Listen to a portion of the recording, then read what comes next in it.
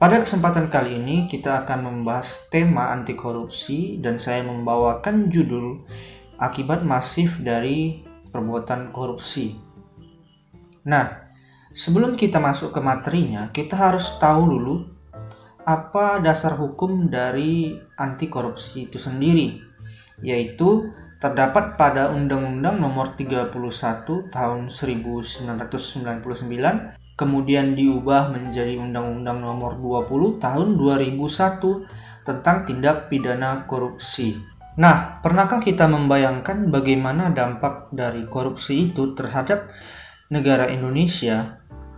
Jika kita hanya berpikir korupsi itu merugikan dalam skala kecil, kita salah besar, karena korupsi merugikan hampir seluruh sektor pada kehidupan negara kita.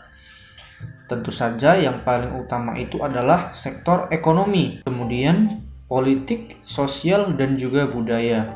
Dan masih banyak sektor lagi yang dirugikan oleh tindakan korupsi ini. Perbuatan korupsi akan menyebabkan efek domino, di mana akan mengganggu eksistensi dari negara kita Indonesia. Dengan meluasnya praktik korupsi di suatu negara akan memperburuk kondisi ekonomi bangsa. Misalnya, harga barang menjadi mahal dengan kualitas yang buruk. Kemudian, akses rakyat terhadap pendidikan dan kesehatan menjadi sulit.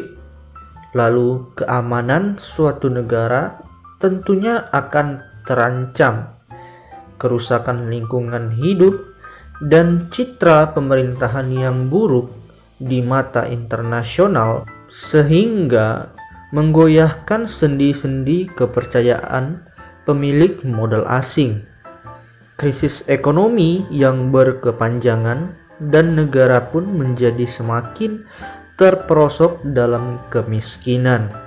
Semua hal ini tentunya terjadi karena kurangnya modal yang dibutuhkan untuk memenuhi semua sektor tersebut. Nah, berdasarkan penjabaran di atas, setidaknya terdapat 7 dampak masif dari korupsi. Yang pertama tentunya dampak ekonomi, kemudian yang kedua dampak sosial kemiskinan, yang ketiga dampak birokrasi pemerintahan, kemudian dampak politik dan demokrasi, yang kelima dampak terhadap penegak hukum, kemudian dampak pertahanan dan keamanan, dan yang ketujuh dampak terhadap lingkungan. Nah, pernahkah kita bertanya seberapa besar kerugian yang disebabkan oleh korupsi terhadap negara? Menurut Transparansi Internasional Indonesia mencatat bahwa uang rakyat dalam praktek anggaran pendapatan dan belanja negara dan anggaran pendapatan belanja daerah menguap begitu saja oleh perilaku korupsi. Dwipoto Kusumo dari Transparansi Internasional Indonesia mengatakan bahwa sekitar 30-40% dana menguap karena dikorupsi. Korupsi terjadi 70%-nya pada pengadaan barang dan jasa oleh pemerintah. Nah, bisa dibayangkan bahwa kerugian negara akibat korupsi itu adalah 40% dari anggaran pendapatan belanjaan negara per tahunnya. Lantas bisa kita bayangkan seharusnya dana tersebut dipakai untuk keperluan negara, namun hanya dinikmati oleh seorang diri ataupun sekelompok tertentu saja.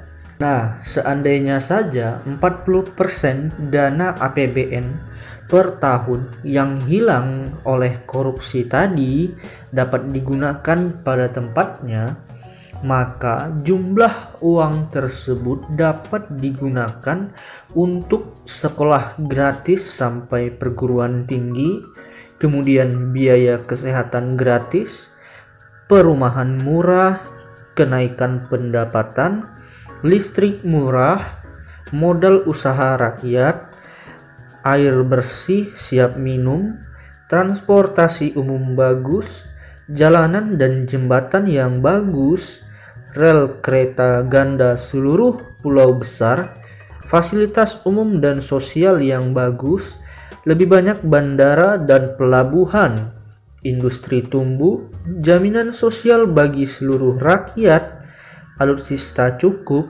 dan dalam kondisi baik dan baru, hutang negara bisa diselesaikan, dan lain-lain yang tentunya akan semakin mensejahterakan masyarakat, yang pada akhirnya meningkatkan martabat bangsa. Begitu banyak manfaat yang dapat dirasakan oleh masyarakat jika saja korupsi terhadap 40% dana APBN tersebut tidak terjadi.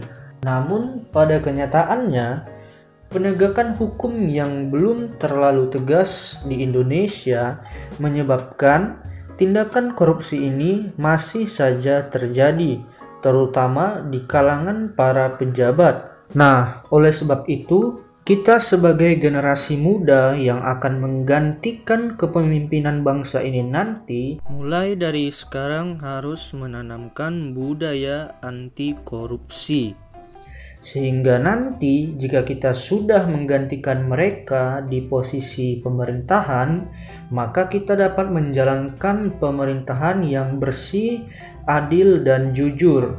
Dengan demikian, kesejahteraan bangsa ini akan semakin maju lagi, dan tentunya kemajuan bangsa juga akan sangat bergantung kepada pemimpinnya. Dengan anggaran yang tepat dan juga benar, maka seluruh sektor-sektor yang ada di Indonesia dapat maju dengan baik, dan tentunya hal ini akan mendorong perekonomian Indonesia kepada arah yang lebih baik lagi. Oleh sebab itu, kita harus benar-benar melawan korupsi dan memahami dengan benar apa dampak yang akan ditimbulkan oleh korupsi itu sendiri.